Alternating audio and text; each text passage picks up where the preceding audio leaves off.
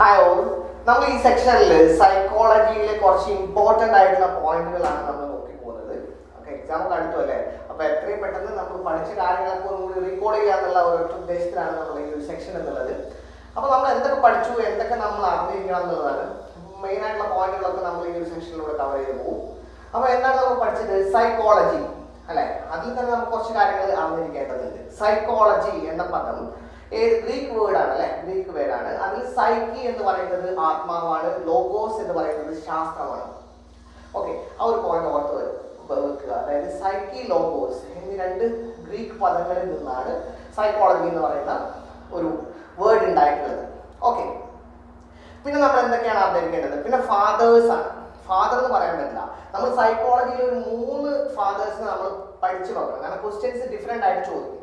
അപ്പോൾ അതിൽ father of psychology, okay, മനഃശാസ്ത്രത്തിന്റെ പിതാവ് ആരാണെന്ന് ചോദിച്ചു കഴിഞ്ഞാൽ നമുക്ക് പറയാൻ പറ്റും വില്യം വൂണ്ട് ആണ് അല്ലെ? വില്യം വൂണ്ട് ആണ് മനഃശാസ്ത്രത്തിന്റെ പിതാവ് എന്ന് പറയുന്നത്. എന്തുകൊണ്ടാണ്? അദ്ദേഹം ജർമ്മനിയില് ലിപ്സിഗിൽ ഒരു മനഃശാസ്ത്ര ലബോറട്ടറി, മനഃശാസ്ത്ര പരീക്ഷണശാലയൊക്കെ തുടങ്ങി. അതുകൊണ്ടാണ് വില്യം വൂണ്ടിനെ മനഃശാസ്ത്രത്തിന്റെ പിതാവ് എന്ന് പറയുന്നത്.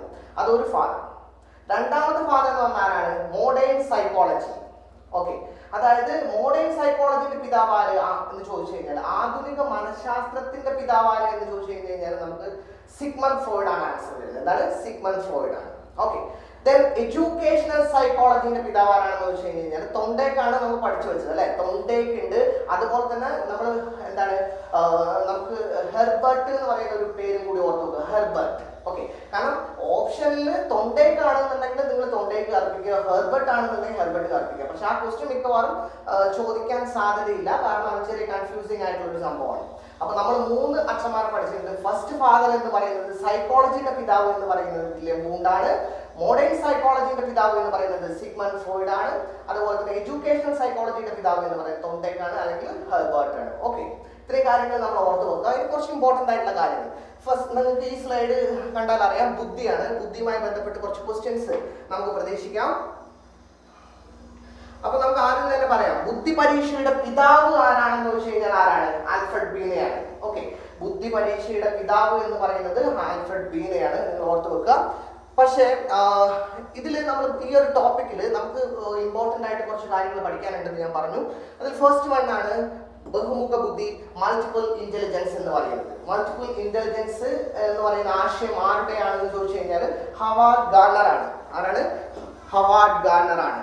എന്താണ് മൾട്ടിപ്പിൾ ഇന്റലിജൻസ്? ഒരു വ്യക്തിയിൽ എന്താണ്, ഒരു വ്യക്തിയിൽ തന്നെ പലതരം ബുദ്ധികൾ ഉണ്ട് എന്നുള്ളതാണ് ഹവാർഡ് ഗാർണർ പറയുന്നത്.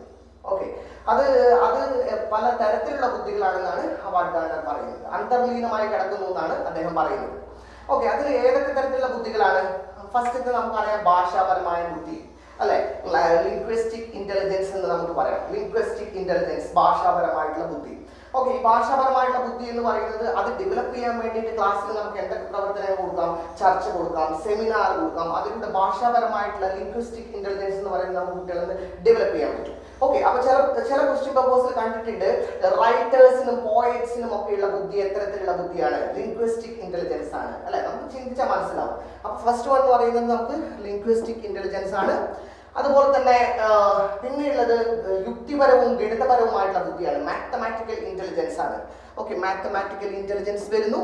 പിന്നെ എന്താണ് വരുന്നത്? Spatial and kinaesthetic, spatial intelligence, visual and spatial intelligence എന്ന് പറയാം. ദൃശ്യസ്ഥലപരമായിട്ടുള്ള ബുദ്ധി എന്ന് പറയാം. അതുപോലെ തന്നെ ബോഡി ആൻഡ് നൈസ്തെറ്റിക് ഇന്റലിജൻസ് എന്ന് പറയാം. ശാരീരികപരമായിട്ട്, ശരീര ചലനപരമായിട്ടുള്ള ബുദ്ധി എന്ന് പറയാം. ഈ ബോഡി ആൻഡ് നൈസ്തെറ്റിക് ഇന്റലിജൻസ് എന്നൊക്കെ പറയുന്നത് എന്താണ്? നമ്മുടെ സ്പോർട്സ് ആയിട്ടുള്ള ആൾക്കാർ, അത്ലറ്റിക്സ്, അതുപോലെ തന്നെ ആക്ടേഴ്സിന്റെ ഒക്കെ ബുദ്ധി ഏതാണെന്ന് വെച്ച് കഴിഞ്ഞ് കഴിഞ്ഞാൽ ബോഡി ആൻഡ് നൈസ്തെറ്റിക് ഇന്റലിജൻസ് ആണ്. ഓക്കെ, നമുക്ക് പറയാം. പിന്നെ സ്പേഷ്യൽ എന്ന് പറയുന്നത് സ്ഥലപരമായിട്ടുള്ള ബുദ്ധിയുള്ളത് ശാസ്ത്രജ്ഞനും അങ്ങനെയുള്ള ആൾക്കാർക്കാണ്, ശാസ്ത്രജ്ഞർക്കൊക്കെയാണ് ഉള്ളത്. അതിൽ ഇമ്പോർട്ടൻ്റ് ആയിട്ട് നമ്മൾ പഠിക്കേണ്ടത് interpersonal intelligence and intrapersonal intelligence എന്നുള്ളതാണ്. എന്താണ് ഇന്റർപേഴ്സണൽ ഇന്റലിജൻസ്? പൊളിറ്റീഷ്യൻസിനൊക്കെ ഉള്ളതാണ്. ഒരു മനുഷ്യൻ ഒരു സോഷ്യൽ ബീയിങ് ആണ്. സമൂഹത്തിൽ ഇറങ്ങി മറ്റുള്ളവരുടെ പ്രശ്നങ്ങളൊക്കെ മനസ്സിലാക്കാൻ ഒക്കെ ഒരു കഴിവാണ്, ഒരു ബുദ്ധി വേണം. അത്തരത്തിലുള്ള കഴിവാണ് ഇന്റർപേഴ്സണൽ ഇന്റലിജൻസ് എന്ന് പറയുന്നത്. ഓക്കെ, അടുത്തതാണ് ഇൻട്രാപേഴ്സണൽ എന്ന് പറയുന്നത്. ഇൻട്രാപേഴ്സണൽ എന്ന് പറയുമ്പോൾ വ്യക്തി സ്വന്തം എന്താണ് അവന്റെ പോരായ്മകളും അവനെ എങ്ങനെ സെൽഫ് ഡെവലപ്പ് ചെയ്യാൻ പറ്റും എന്നൊക്കെ അത്തരത്തിലൊരു ബുദ്ധിയാണ് ഇൻട്രാ പേഴ്സണൽ ഇന്റലിജൻസ് എന്ന് പറയുന്നത്. ഓക്കെ, അത് രണ്ടും വളരെ ഇമ്പോർട്ടൻ്റ് ആണ്. അതായത് ആന്തരിക വൈയക്തിക ബുദ്ധി എന്ന് പറയും. ആന്തരിക വൈയക്തിക ബുദ്ധി എന്ന് പറയുന്നത് ഇൻട്രാ പേഴ്സണൽ ഇന്റലിജൻസിനെയാണ്. ഓക്കെ, അപ്പൊ ആ ഒരു രീതിയിൽ കാര്യങ്ങൾ നമ്മൾ ഓർത്ത് വെക്കുക. ദെൻ ശരിക്കും പറയുകയാണെങ്കിൽ 9 തരം ബുദ്ധികളെ പറ്റിയാണ് വിശദീകരിച്ചത്. പക്ഷെ ഇപ്പൊ റൈറ്റ് നൗ 9 തരം ബുദ്ധി ഉണ്ടോ എന്ന് വെച്ച് കഴിഞ്ഞാൽ ഇല്ല. 8 തരം ബുദ്ധികളാണ് മൾട്ടിപ്പിൾ ഇന്റലിജൻസ് ഉള്ളത്. ഒന്ന് ഒഴിവാക്കി. കാരണം എന്താണെന്ന് വെച്ച് കഴിഞ്ഞാൽ ലാസ്റ്റ് വൺ എന്ന് പറയുന്നത് അസ്തിത്വപരമായിട്ടുള്ള ബുദ്ധി എന്നുള്ളതായിരുന്നു. അസ്തിത്വപരമായിട്ടുള്ള ബുദ്ധി ഇപ്പൊ ക്യാൻസൽ ചെയ്തിട്ടുള്ളത്. അപ്പൊ ഇപ്പൊ നിങ്ങൾ തിങ്ക് ചെയ്യേണ്ടത് 8 തരം ബുദ്ധിശക്തികളാണ് ഇപ്പൊ റൈറ്റ് നൗ ഉള്ളത്. ഓക്കെ, അതുപോലെ തന്നെ മൾട്ടിപ്പിൾ ഇന്റലിജൻസ് എന്ന് പറയുന്നത് 1983 അദ്ദേഹം പ്രസിദ്ധീകരിച്ച ഫ്രെയിംസ് ഓഫ് മൈൻഡ് എന്ന പുസ്തകത്തിലാണ് മൾട്ടിപ്പിൾ ഇന്റലിജൻസിനെ കുറിച്ച് പ്രതിപാദിക്കുന്നത്. അപ്പോൾ ഇത്രയും കാര്യങ്ങൾ നമ്മൾ ബുദ്ധിയായിട്ട് അറിഞ്ഞിരിക്കണം. അപ്പൊ ബുദ്ധി പരീക്ഷയുടെ പിതാവ് ആൽഫ്രഡ് ബീനെയാണ് നമ്മൾ അറിഞ്ഞിരിക്കണം. അത് ഇമ്പോർട്ടൻറ്റ് ക്വസ്റ്റ്യൻ ആണ്. പിന്നെ നോക്കൂ, കുറച്ച് ബുദ്ധിയെ പറ്റിയിട്ട് കുറച്ച് സിദ്ധാന്തങ്ങളുണ്ട്. അത് വളരെ ഇമ്പോർട്ടൻ്റ് ആണ്. അത് നമ്മൾ നോക്കാം.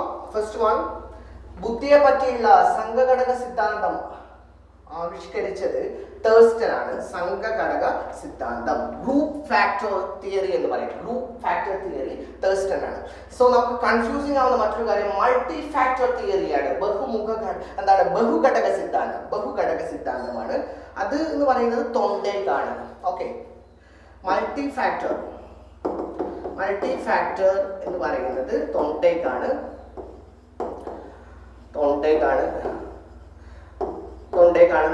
മൾട്ടി ഫാക്ടർ തിയറി കൊണ്ടുവന്നിട്ടുള്ളത്. അതുപോലെ സംഘഘടകം ഗ്രൂപ്പ് ഫാക്ടർ എന്താണ്?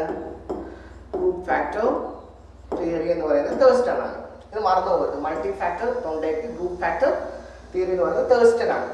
ഓക്കെ, ദെൻ ബുദ്ധിയെ പറ്റിയുള്ള ദ്വിഘടക സിദ്ധാന്തം എല്ലാവർക്കും അറിയാം. ചാൾസ് സ്പിയർമാൻ ആണ്. ബുദ്ധിയെ പറ്റിയുള്ള ദ്വിഘടക സിദ്ധാന്തം ചാൾസ് സ്പിയർമാൻ ആണ്. വൈകാരിക ബുദ്ധി എന്ന ആശയം കൊണ്ടുവന്നത് ഡാനിയൽ ഗോൾമാൻ ആണ്. വൈകാരിക ബുദ്ധി എന്നുള്ള ആശയം കൊണ്ടുവന്നിട്ടുള്ളത് ഡാനിയൽ ഗോൾമാൻ ആണ്. ഓക്കെ,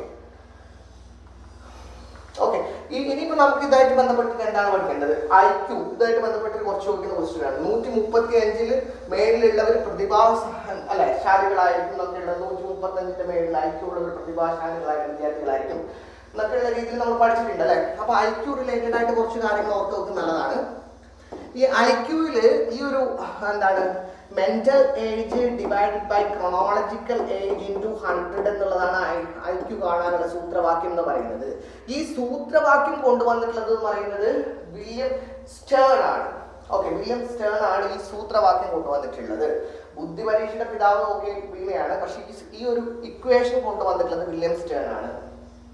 ഓക്കെ, അപ്പോ പേഴ്സണാലിസ്റ്റിക് സൈക്കോളജിയുടെ പിതാവാണ് വില്യം സ്റ്റേൺ എന്ന് പറയുന്നത്. പേഴ്സണാലിസ്റ്റിക് സൈക്കോളജിയുടെ പിതാവാണ് വില്യം സ്റ്റേൺ. ഇതിൽ നോക്കൂ, മെന്റൽ ഏജ് എന്ന് പറയുന്ന ഈ ഒരു സംഭവം കൊണ്ടുവന്നിട്ടുള്ളത് എന്താണ്? ആരാണെന്ന് വെച്ച് കഴിഞ്ഞാൽ ബീനെയാണ്. മെന്റൽ ഏജ് എന്ന് പറയുന്ന സംഭവം കൊണ്ടുവന്നിട്ട്. പക്ഷെ ഈ ഒരു ഇക്വേഷൻ കൊണ്ടുവന്നത് ആരാന്ന് വെച്ച് കഴിഞ്ഞാൽ വില്യം സ്റ്റേൺ ആണ്. ക്ലിയർ ആണല്ലോ ഈ ഒരു പോയിന്റ്? ഒരു വ്യക്തിയുടെ മെന്റൽ ഏജും ക്രോണോളജിക്കൽ ഏജും തുല്യമായി കഴിഞ്ഞു കഴിഞ്ഞാൽ ആ വ്യക്തിയുടെ IQ എന്ന് പറയുന്നത് 100 ആയിരിക്കും. അത് ചോദിച്ചിട്ടുണ്ട്. Mental age divide by chronological age, അത് മാനസിക വയസ്സ് ഡിവൈഡ് ബൈ കാലിക വയസ്സ് ഇൻറ്റു 100 ആണ് IQ എന്ന് പറയുന്നത്. ഓക്കെ, ദെൻ നമുക്ക് ഇതിനകത്ത് ഓർത്ത് വെക്കേണ്ട കാര്യങ്ങൾ ഇത്രയൊക്കെയാണ് മെയിൻ ആയിട്ടുള്ളത്. ദെൻ മറ്റൊരു പോയിന്റ് ആണ് ഫാക്ടർ അനാലിസിസ് എന്ന് പറയുന്നത്. ഫാക്ടർ അനാലിസിസ് എന്ന് പറയുമ്പോൾ 2 ആൾക്കാരുടെ പേര് നമ്മൾ ഓർത്ത് വെക്കുക. പോയിന്റ് ബൈ പോയിന്റ് ആയിട്ട് പോകുന്നത്. അപ്പൊ ജസ്റ്റ് നിങ്ങൾ നോട്ട് ചെയ്ത് വെക്കുകയാണെങ്കിൽ വളരെ യൂസ്ഫുൾ ആയിരിക്കും. ഐസാക് ആണ്, അതുപോലെ തന്നെ റേമണ്ട് കാറ്റർ ആണ്. ഈ 2 വ്യക്തികളുടെയും പേരുകൾ ഓർത്ത് വെക്കുക. പേഴ്സണാലിറ്റിയിൽ, അതായത് വ്യക്തിത്വ പഠനങ്ങൾ നടത്തി പഠനത്തിന്റെ മുഖ്യ ഘടകം ടൈപ്പ് ആണ് എന്ന് പറഞ്ഞ ആളാണ് ഐസാക് എന്ന് പറയുന്നത്. ട്രേറ്റ് ആണ് എന്ന് പറയുന്നത് റേമണ്ട് കാറ്റർ ആണ്. ട്രേറ്റ് നമുക്കറിയാം അല്ലെ, ഒരാൾ എന്താണ് ഒരു ക്വാളിറ്റി ഇങ്ങനെ മാറി വന്നിട്ട് അവരുടെ സ്വഭാവമായി മാറും. അതിന്റെ ഒരു അൾട്ടിമേറ്റ് ആണ് ട്രേറ്റ് എന്ന് പറയുന്നത്. ഇന്ത്യയിൽ ആദ്യമായി ശാസ്ത്രീയ രീതിയിൽ ബുദ്ധിമാപനത്തിന് നേതൃത്വം നൽകിയത് CH റൈസ് ആണ്. ഇന്ത്യയിൽ ചോദിച്ചു കഴിഞ്ഞാൽ CH റൈസ് ആണ്. ബീനെ എഴുതി വെക്കരുത്. ഓക്കെ, ഇന്ത്യയിൽ ആദ്യമായി ശാസ്ത്രീയ രീതിയിൽ ബുദ്ധിമാപനത്തിന് നേതൃത്വം നൽകിയത് CH റൈസ് ആണ്. ഇത്രയും കാര്യങ്ങൾ വളരെ ഇമ്പോർട്ടന്റ് ആണ്, നിങ്ങൾ ഓർത്ത് വെക്കുക. നെക്സ്റ്റ്, കാൾ യൂങ്ങിനെ കുറിച്ച് കുറച്ച് കാര്യങ്ങൾ അറിഞ്ഞിരിക്കുന്നത് നല്ലതാണ്. ഇൻട്രോവേർട്ട്, എക്സ്ട്രോവേർട്ട് എന്നൊക്കെ നമ്മൾ പഠിച്ചിട്ടുണ്ട് അല്ലേ. അപ്പൊ അത് ആ ബന്ധപ്പെട്ടിരിക്കുന്നു എന്ന് ചോദിച്ചു കഴിഞ്ഞാൽ കാൽ യൂങ്ങായിട്ട് ബന്ധപ്പെട്ടിരിക്കുന്നു. അതുപോലെ എന്താണ് വ്യക്തിത്വ പഠനത്തിൽ വ്യക്തികൾ അന്തർമുഖൻ ബഹിർമുഖൻ എന്ന് പറഞ്ഞത് കാൽ യൂങ്ങാണ്. നൂറ്റാണ്ടുകളായി രൂപപ്പെട്ട നദീതീരം പോലെയാണ് മനുഷ്യന്റെ മനസ്സ് എന്ന് പറഞ്ഞത് കാൽ യൂങ്ങാണ്. നൂറ്റാണ്ടുകളായി രൂപപ്പെട്ട നദീതീരം പോലെയാണ് മനുഷ്യന്റെ മനസ്സ് എന്ന് അഭിപ്രായപ്പെട്ടത് കാൽ യൂങ്ങാണ്. Okay, next question, next slide നോക്കൂ. മെമ്മറി, സ്മരണ. ഓക്കെ, 2 ടൈപ്സ് ആണ് ഉള്ളത്. പക്ഷെ ഒരുപാട് സ്മരണകൾ ഉണ്ടല്ലേ. നമുക്കറിയാം, നമുക്ക് ആക്റ്റീവ് മെമ്മറി, പാസീവ് മെമ്മറി, അതൊക്കെ നമ്മൾ പഠിച്ചിട്ടുണ്ട്. Active memory, passive memory. എന്താണ് ആക്റ്റീവ് മെമ്മറിയുടെ എക്സാമ്പിൾ പറയാം? ഒരു കുട്ടി ചിന്തിച്ച് ഒരു ക്വസ്റ്റ്യൻ ആൻസർ എഴുതുന്നുണ്ടെങ്കിൽ അത് ആക്റ്റീവ് മെമ്മറിയാണ്. ഓക്കെ, പാസീവ് മെമ്മറി ഓർക്കാതെ തന്നെ പല കാര്യങ്ങളും പഠിച്ചു കയറി വരുന്നതാണ് പാസീവ് മെമ്മറി എന്ന് പറയുന്നത്. പിന്നെ എന്താണ്, എത്തരത്തിലുള്ള ബുദ്ധിയാണ് ഉള്ളത്? പിന്നെ മെമ്മറിയാണ് ഉള്ളത്. പലതരത്തിലുള്ള മെമ്മറികളുണ്ട്. അതായത് നമുക്ക് പറയാൻ പറ്റും എന്താണ് പെർമനന്റ് മെമ്മറി. പെർമനന്റ് മെമ്മറിക്ക് ഉദാഹരണമാണ് നമ്മൾ ഫ്രണ്ട്സിന്റെ അല്ലെങ്കിൽ റിലേറ്റീവ്സിന്റെ പാരന്റ്സിന്റെ ഒക്കെ പേരുകളൊക്കെ ഓർത്ത് വെക്കുന്ന പെർമനന്റ് മെമ്മറിക്ക് ഉദാഹരണമാണ്. പക്ഷെ ഇതിൽ നമ്മൾ ഓർത്ത് വെക്കേണ്ടത് എന്ന് പറയുന്നത് ഇത് എന്ന് പറയുന്നത് ജപസ്മൃതിയാണ്. ജപസ്മൃതി എന്ന് പറയുന്നത് അലസ സ്മൃതി എന്ന് നമുക്ക് പറയാം. ജപസ്മൃതി. ഓക്കെ, റോട്ട് മെമ്മറിക്കാണ് ജപസ്മൃതി എന്ന് പറയുന്നത്. അടുത്ത് സംയുക്ത സ്മൃതി, ലോജിക്കൽ മെമ്മറിക്കാണ് പറയുന്നത്. അപ്പൊ അത് ഈ ടേം കാണുമ്പോൾ നമ്മൾ ഞെട്ടണ്ട, വളരെ സിമ്പിൾ ആണ്. ഇത് റോട്ടാണ്, ഇത് ലോജിക്കലാണ്, ചിന്തിച്ചിട്ടുള്ള കാര്യങ്ങൾ, തത്വങ്ങൾ സമർത്ഥിക്കുന്നതൊക്കെ ഇതിന് എക്സാമ്പിൾ ആണ്. നെക്സ്റ്റ്, വ്യവഹാരവാദം. വളരെ ഇമ്പോർട്ടന്റ് ആയിട്ടുള്ള ഒരു ടോപ്പിക്കാണ് അല്ലെ, ബിഹേവിയറിസം എന്ന് പറയുന്നത്. ബിഹേവിയറിസമായിട്ട് ബന്ധപ്പെട്ട് നമുക്ക് എന്തൊക്കെ കാര്യങ്ങൾ ഓർത്ത് വെക്കാൻ പറ്റും? ആദ്യം നമുക്ക് ഓർത്ത് വെക്കാൻ പറ്റുന്നത് എന്താണെന്ന് വെച്ച് കഴിഞ്ഞാൽ ഫാദർ ഓഫ് ബിഹേവിയറിസം ആരാണെന്ന് ചോദിച്ചു കഴിഞ്ഞാൽ JB വാട്സൺ ആണ് ഫാദർ ഓഫ് ബിഹേവിയറിസം എന്ന് പറയുന്നത്. സോ നമ്മള് വ്യവഹാരവാദത്തിന്റെ മറ്റു പേരുകൾ മലയാളത്തിൽ അറിയുന്നത് നല്ലതാണ്. ചേഷ്ടാവാദം, വർത്തനാവാദം എന്നൊക്കെ അറിയപ്പെടുന്നത് വ്യവഹാരവാദമാണ്. എന്താണ് ചേഷ്ടാവാദം? ഇതൊക്കെ നമ്മളെ എന്താണ് ആപ്ലിക്കേഷനിൽ ഉണ്ട് കേട്ടോ. ഇത് നമ്മൾ ജസ്റ്റ് ഒന്ന് റീകോൾ ചെയ്യാൻ വേണ്ടിയിട്ട് ആൻഡ്രോയിഡ് ആപ്ലിക്കേഷനിൽ നമ്മൾ എന്താണ് സിസ്റ്റമാറ്റിക്കലി സെക്ഷൻ ബൈ സെക്ഷൻ ആയിട്ട് നമ്മൾ സൈക്കോളജി എല്ലാം പറഞ്ഞു പോകുന്നുണ്ട്. ഇത് കൺസോളിഡേറ്റഡ് ആയിട്ടുള്ള ഒരു ക്ലാസ് ആണ്. നമ്മൾ പഠിച്ച കാര്യങ്ങൾ ജസ്റ്റ് ഒന്ന് ഓർക്കാൻ വേണ്ടിയിട്ട് കേട്ടോ. ചേഷ്ടാവാദം, അതുപോലെ തന്നെ വർത്തനാവാദം എന്നൊക്കെ പറയുന്നത് ബിഹേവിയറിസം ആണ്. അതിൽ നമ്മൾ ഓർത്ത് വെക്കേണ്ടത് ഫാദർ ഓഫ് ബിഹേവിയറിസം എന്ന് പറയുന്നത് JB വാട്സൺ ആണ്. ഫാദർ ഓഫ് ബിഹേവിയറിസം എന്ന് പറയുന്നത് JB വാട്സൺ ആണ്. അയാളുമായിട്ട് ബന്ധപ്പെട്ട് നമുക്ക് വേറെ എന്തൊക്കെ ഓർക്കാം? അദ്ദേഹം പറഞ്ഞാണ്, എനിക്കൊരു ഡസൻ ശിശുക്കളെ തരൂ, അവന്റെ പാരമ്പര്യമോ അല്ലെങ്കിൽ പ്രതിഭയോ കഴിവോ എന്തുമായിക്കൊള്ളട്ടെ, ഞാൻ അവനെ എന്താണ് ഡോക്ടറോ കലാകാരനോ അല്ലെങ്കിൽ കൊള്ളക്കാരനോ ആക്കി മാറ്റിത്തരാം എന്ന് പറഞ്ഞത് JB വാട്സൺ ആണ്. ഓക്കെ, അപ്പൊ അതൊക്കെ ചോദിച്ചു കഴിഞ്ഞാൽ നിങ്ങൾ എഴുതുക. അപ്പൊ എന്താണ് വ്യവഹാരവാദം? വ്യവഹാരവാദികൾ ആരൊക്കെയെന്ന് നമുക്ക് ഓർത്തു വെക്കണം. വ്യവഹാരവാദികൾ ആരൊക്കെയെന്ന് ഓർത്തു വെക്കാൻ വളരെ സിമ്പിൾ ആണ്. നമ്മളിപ്പോ ഒരാളെ നോക്കാം, അയാളുടെ ശരീരത്തിന്റെ പാർട്സ് ഒക്കെ ഒന്ന് നോക്കാം, അപ്പൊ നമുക്ക് വ്യവഹാരവാദികളെ ഓർമ്മ വരും. അതായത് കോഡാണ്. അതായത് ജസ്റ്റ് നമ്മളിപ്പോ ഒരു വ്യക്തിയെ നോക്കുകയാണെങ്കിൽ ആ വ്യക്തിയുടെ സ്കിന്ന് നമ്മൾ കാണും. അപ്പൊ സ്കിന്നർ വ്യവഹാരവാദിയാണ്. തൊണ്ട ഉണ്ടാവും വ്യക്തികൾക്ക്, തൊണ്ടേക്ക്. ഓക്കെ, ചില ആൾക്കാർക്ക് ചില സമയം ദേഷ്യം പിടിച്ചു കഴിഞ്ഞാൽ വട്ടളി പോലെ കളിക്കുന്നുണ്ട്, JB വാട്സൺ. ഓക്കെ, മനുഷ്യന് വളരെ ഇമ്പോർട്ടന്റ് ആയിട്ടുള്ള ഒരു അവയവമാണ് മസ്തിഷ്കം എന്ന് പറയുന്നത്, സ്കൾ എന്ന് പറയുന്നത്, ഹൾ. ഓക്കെ, ഇത്രയും കാര്യങ്ങൾ നമ്മൾ ഓർക്കുക. അപ്പൊ തന്നെ കുറച്ച് ബിഹേവിയറിസ്റ്റുകളുടെ പേരൊക്കെ നമുക്ക് കിട്ടും. പിന്നെ ആരെ വിട്ട് പോയത്? പാവ്ലോ. ചില ആൾക്കാർ പാവങ്ങളായിരിക്കും. പാവം ഒന്നുകൂടി ഒന്ന് ഓർത്ത് നോക്കി. അതായത് ജസ്റ്റ് നമുക്ക് ഓർത്ത് നോക്കാം. ചില അല്ലേ, JB Watson father of behaviourism, പിന്നെന്താണ് സ്കിന്നർ, തൊണ്ടേക്ക്, പാവ്ലോ, പിന്നെന്താണ് ഹള്ള്, ഒക്കെയാണ് ബിഹേവിയറിസ്റ്റുകൾ എന്ന് പറയുന്നത്. അപ്പോൾ ഇതിന് ഇമ്പോർട്ടൻസ് കൊടുത്തിട്ടുള്ളത് എന്താണ്?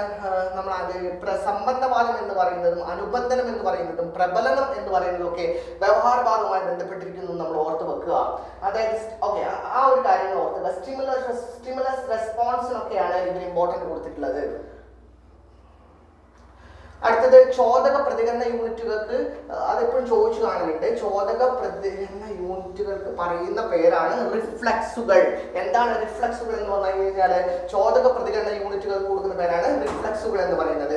മനുഷ്യന്റെ എല്ലാ പെരുമാറ്റങ്ങളും ചോദക പ്രതികരണമാണ്. ഓക്കെ, ഇനി എന്താണ് കണ്ടീഷനിങ്, അനുബന്ധനം എന്ന് നോക്കാം. നൈസർഗിക ചോദകവും അതിന്റെ നൈസർഗിക പ്രതികരണവും തമ്മിലുള്ള ബന്ധത്തിൽ വരുത്തുന്ന പ്രവർത്തനത്തെയാണ് അനുബന്ധനം എന്ന് പറയുന്നത്. ഓക്കെ, പരിസ്ഥിതിക്കും ബാഹ്യ നിരീക്ഷണത്തിനും പ്രാധാന്യം നൽകി. ഈ അനുബന്ധനമായിട്ട് ബന്ധപ്പെട്ടതാണ് എന്താണ് ക്ലാസിക്കൽ കണ്ടീഷനിങ് ഒക്കെ അല്ലെ. Classical conditioning ആരുടെയാണ്? പാവ്ലോ അല്ലെ. നമ്മൾ ഓർക്കാൻ വേണ്ടി പട്ടി പാവ്ലോ എന്നൊക്കെ ഓർത്തു പോകും അല്ലെ. പട്ടിയിലാണ് അദ്ദേഹം അത് എന്താണ് പട്ടി പാവ്ലോ മീൻസ് അത് ഓർക്കാൻ വേണ്ടിയുള്ള കോഡാണ്. ഓക്കെ, അതായത് പട്ടി പാവ്ലോ എന്നൊക്കെ ഓർത്തു വെച്ച് കഴിഞ്ഞാൽ പട്ടിയിലാണ് അദ്ദേഹം എക്സ്പെരിമെന്റ് നടത്തിയതെന്നൊക്കെ നമുക്ക് പരീക്ഷണങ്ങൾ നടത്തിയതൊക്കെ പട്ടിയിലാണ്. സലൈവേഷൻ അങ്ങനെയുള്ള കാര്യങ്ങളൊക്കെ നമുക്ക് ഓർമ്മ വരും. ഓക്കെ, ചോദകം, കൃത്രിമ ചോദകം, റെസ്പോൺസ് ഓർമ്മ വരാൻ വേണ്ടിയിട്ടാണ്. ഓക്കെ, നെക്സ്റ്റ് അടുത്തത് മെമ്മറിയുടെ ഘടകങ്ങൾ ചിലപ്പോൾ ചോദിക്കാൻ സാധ്യതയുണ്ട്. മെമ്മറിയുടെ ഘടകങ്ങൾ നോക്കുക. ബിംബനം, ധാരണ, അനുസ്മരണം, പ്രത്യാഭിജ്ഞാനം. ഇപ്പൊ മെമ്മറിയുടെ ഘടകങ്ങൾ അല്ലാത്തതെന്നൊക്കെ ചോദിച്ചു കഴിഞ്ഞാൽ ഇത് പഠിച്ചു വെച്ച് കഴിഞ്ഞാൽ നമുക്ക് ആൻസർ ചെയ്യാൻ പറ്റും. ബിംബനം, ധാരണം, അനുസ്മരണം, പ്രത്യാഭിജ്ഞാനം. പിന്നെ അർത്ഥബോധം ഉണ്ടാക്കാത്ത അക്ഷരങ്ങൾ, നോൺസെൻസ് സിലബിൾസ് ഉപയോഗിച്ച് മറവിയെ പറ്റി പഠനം നടത്തിയ മനഃശാസ്ത്രജ്ഞൻ ആരാണെന്ന് ചോദിച്ചു കഴിഞ്ഞാൽ എബിംഗ്ഹോസ് ആണ്. എബിംഗ്ഹോസ്. വിസ്മൃതി രേഖ എന്ന് പറയുന്നത് എബിംഗ്ഹോസ് ആയിട്ട് ബന്ധപ്പെട്ടിരിക്കുന്നു. വിസ്മൃതി രേഖ ആരുമായിട്ട് ബന്ധപ്പെട്ടിരിക്കുന്നു? കർവ് ഓഫ് ഫോർഗെറ്റിംഗ് എബിംഗ്ഹോസ് ആയിട്ട് ബന്ധപ്പെട്ടിരിക്കുന്നു. ഓക്കെ, അടുത്തത് എന്ന് പറയുന്നത് ഗാഗ്ലെയാണ്. ഗാഗ്ലെ വളരെ രസമുള്ള ഒരാളാണ്. അദ്ദേഹത്തിന്റെ പഠന ശ്രേണികൾ നമുക്ക് രസകരമായിട്ട് ഓർത്തു വെക്കാൻ പറ്റും. അതുകൊണ്ടാണ് രസമുള്ള ആളാണെന്ന് ഞാൻ പറഞ്ഞത്. ഓക്കെ, നമ്മൾ ഗാഗ്നെയെ കുറിച്ചാണ് പറഞ്ഞുകൊണ്ടിരിക്കുന്നത്. ഗാഗ്നെയെ നമ്മൾ അറിഞ്ഞിരിക്കേണ്ടത് ലേണിംഗ് ഹൈറാർക്കിയാണ്, പഠന ശ്രേണിയാണ്.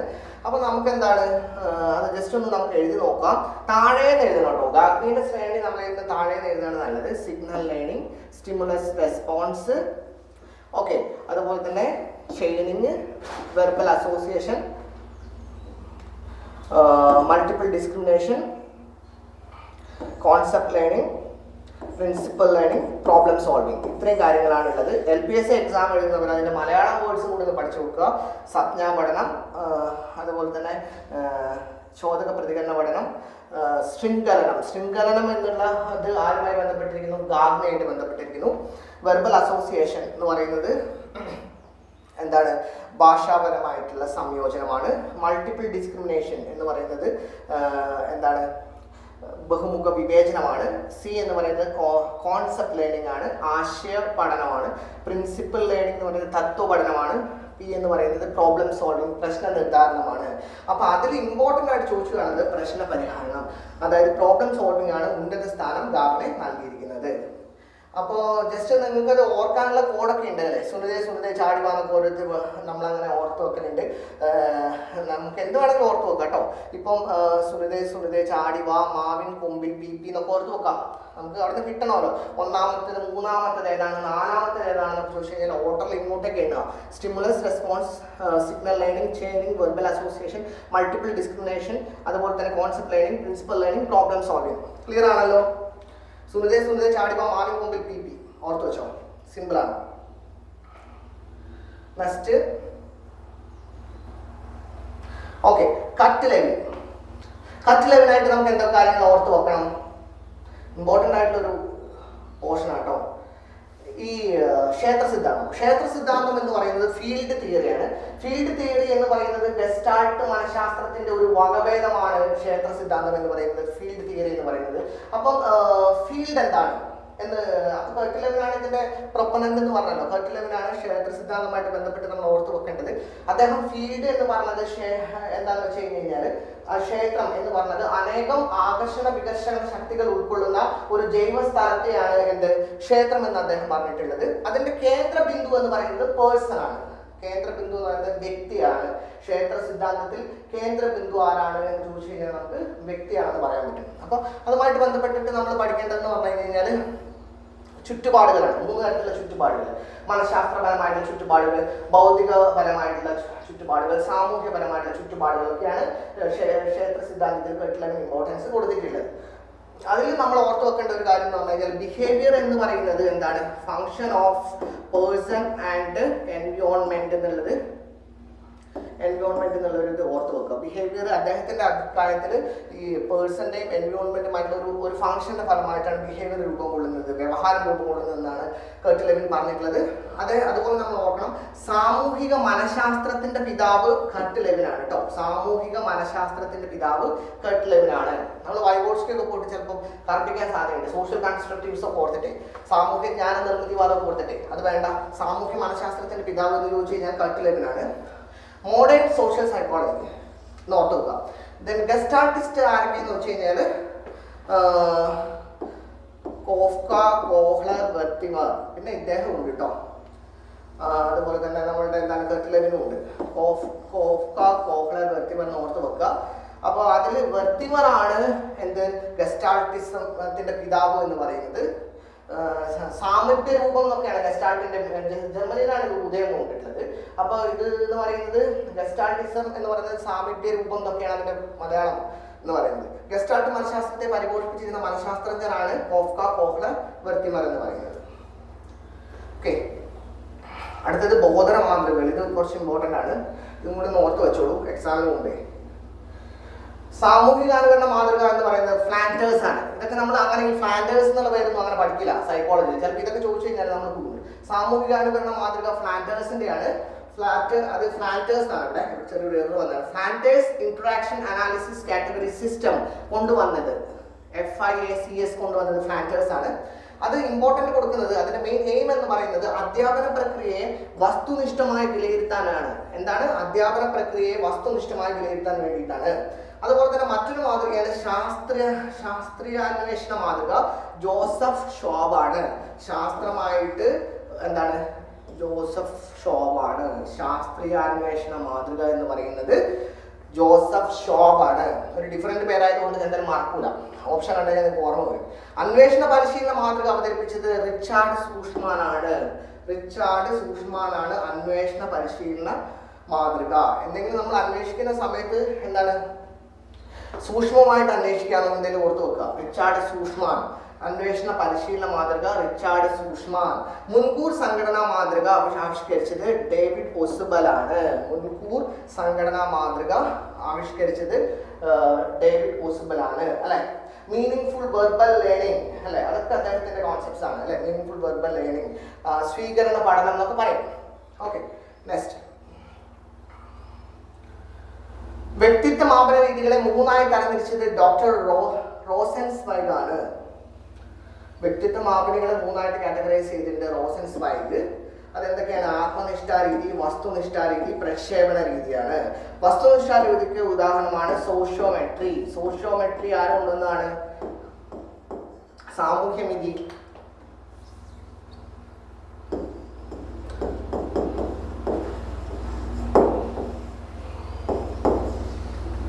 സോഷ്യോമെട്രി കൊണ്ടുവന്നിട്ടുള്ളത് മൊറേനോ ആണ്. പിന്നെ ആത്മനിഷ്ഠാ രീതി. ആത്മനിഷ്ഠാ രീതിക്ക് ഉദാഹരണമാണ് ചോദ്യാവലിയൊക്കെ ആത്മനിഷ്ഠാ രീതിക്ക് ഉദാഹരണമാണ്. അതുപോലെ തന്നെ കേസ് സ്റ്റഡി ഒക്കെ ഇതിന് വ്യക്തിത്വ ഇതല്ല. കേസ് സ്റ്റഡി ഒക്കെ ഇതിന് എക്സാമ്പിൾ ആണ്. ആത്മനിഷ്ഠാ രീതിക്ക് ഉദാഹരണമാണ് കേസ് സ്റ്റഡി, വസ്തുനിഷ്ഠാ രീതിക്ക് ഉദാഹരണമാണ് സോഷ്യോമെട്രി എന്ന് ഓർത്ത് വെക്കുക. പ്രക്ഷേപണ രീതി. ഈ മൂന്ന് കാര്യങ്ങളാണ് ഉള്ളത്.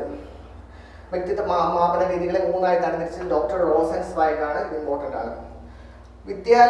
വിദ്യാലയ ഭരണവും അധ്യാപനവും കാര്യക്ഷമമാക്കുക എന്ന ലക്ഷ്യത്തോടെ ആരംഭിച്ച ക്രിയാ ഗവേഷണം. ആക്ഷൻ റിസർച്ചിന്റെ പിതാവ് സ്റ്റീഫൻ എം കോറിയാണ്. ആക്ഷൻ റിസർച്ച് ഇമ്പോർട്ടൻ്റ് ആണ്. അത് സ്റ്റീഫൻ എം കോറിയാണ്. ആക്ഷൻ റിസർച്ച്, ക്രിയാ ഗവേഷണത്തിന്റെ പിതാവ് സ്റ്റീഫൻ എം കോറിയാണ്. സോഷ്യോമെട്രി നമുക്കറിയാലോ, അതുമായിട്ട് ബന്ധപ്പെട്ടിട്ട് നമ്മൾ നേരത്തെ പഠിച്ചല്ലോ. സോഷ്യോമെട്രി എന്ന് പറയുന്നത് ഇത് വസ്തുനിഷ്ഠ രീതിയിൽ വരുന്നതാണ്. ക്ലിക്സ്, സ്റ്റാറുകൾ ഒക്കെ അതുമായിട്ട് ബന്ധപ്പെട്ടിട്ടുള്ളതാണ് അല്ലെ. സ്റ്റാറുകൾ എന്ന് പറഞ്ഞു കഴിഞ്ഞാൽ എല്ലാവരും അംഗീകരിക്കുന്ന ഒരു വ്യക്തി അല്ലെ. ക്ലിക്സ് പിന്നെ അത് നിങ്ങൾ അറിയാലോ, നിങ്ങൾക്ക് അറിയാം. അപ്പൊ അതൊന്നും കൂടി റീകോൾ ചെയ്ത് പോവാം. ഞാൻ പറഞ്ഞത് കൺസോൾട്ടേഷൻ സെക്ഷൻ ആണ്. ഇപ്പൊ നമ്മൾ ആപ്ലിക്കേഷനിൽ കറക്റ്റ് 1 by 1 ആയിട്ട് നമ്മൾ പറഞ്ഞിട്ടുണ്ട്. ലാസ്റ്റ് നമ്മൾ പോകുന്നതിന് മുമ്പ് എല്ലാം ഓർക്കുക എന്നുള്ള ഒരു രീതിയിലാണ് ഈ ക്ലാസ് കൊണ്ട് ഉദ്ദേശിക്കുന്നത്. ഓക്കെ, ദെൻ ബോധനോപകരണങ്ങളെ അവയുടെ ഫലപ്രാപ്തിക്കനുസരിച്ച് ക്രമീകരിച്ചത് എഡ്ഗാർ ഡെയിൽ ആണ്. ബോധനോപകരണങ്ങളെ അവയുടെ ഫലപ്രാപ്തിക്കനുസരിച്ച് ക്രമീകരിച്ചത് എഡ്ഗാർ ഡെയിൽ ആണ്. ഈ പേര് ഓർത്ത് വെക്കുക, എഡ്ഗാർ ഡെയിൽ. ബോധനോപകരണങ്ങളെ അവയുടെ ഫലപ്രാപ്തിക്കനുസരിച്ച് ക്രമീകരിച്ചത് എഡ്ഗാർ ഡെയിൽ ആണ്. Okay, fine. ഈ സെക്ഷനിൽ ഇത്രയും കാര്യങ്ങൾ നമ്മൾ ഓർത്ത് വെക്കാം. ഇതൊക്കെ ഒന്ന് ജസ്റ്റ് നോട്ട് ചെയ്ത് പോവുകയാണെങ്കിൽ എക്സാമിന് നിങ്ങൾക്ക് അത് യൂസ്ഫുൾ ആയിരിക്കും. Okay, thank you.